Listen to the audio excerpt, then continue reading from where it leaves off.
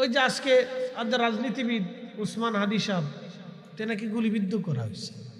দেখেন, আল্লাহ সুস্থ করুক, আমরা দোয়া করি লোকটার জন্য। বলেন তো, এভাবে যদি চলে তাহলে আগামীর বাংলাদেশ নিরাপত্তাহীন চলে যাবে। ভালো করে বুঝেন, আপনি একটু লক্ষ্য করেন, এই লোকটা যে গুলিবিদ্ধ হলো, সে কখনো কি আবার জীবনের পূর্বতন অবস্থায় ফিরে যেতে পারবে? না, আর কখনো সম্ভব না।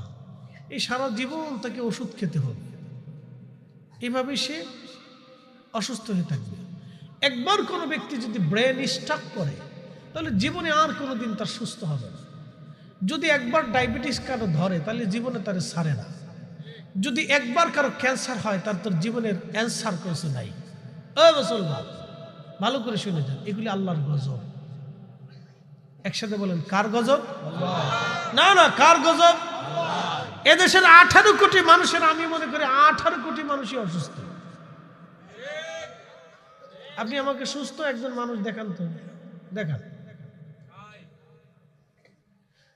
50 বছর বয়সে, 60 বছর বয়সে, দাদুর বয়স কত? 60 বছর। সৌদি আরবে 75 বছর বয়সে ইমাম হুযাইফা সাহেব বিয়ে করছে। আপনি কল্পনা করতে পারবেন? না, আসার কিছু নেই তো, আল্লাহ তৌফিক দিছে তাই করছে, তার শক্তি আছে, সে করেছে। এখন যদি আমি নিয়ে বলি দাদু আপনার বিয়ে করতে হবে, তো সমাজ আমাকে পাগল বলবে যে ফরিদ সাহেব পাগল হয়ে গেছে। আর দাদা কবে যে হুজুর তো মনে হয় মেন্টালিটি প্রবলেম আছে, আমার তো সেই সামর্থ্য নেই। কথা তো সত্য।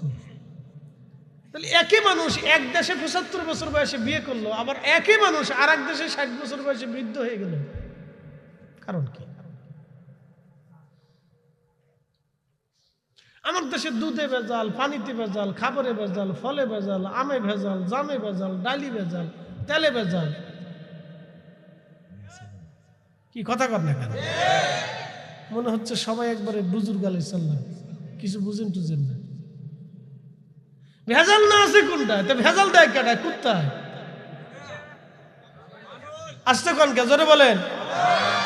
ওই মানুষদেরকে ভেজাল দেওয়ায় সহযোগিতা করে কারা? আল্লাহ করে। কি জ্বালার জ্বালা হইল! মানুষের সহযোগিতা করে।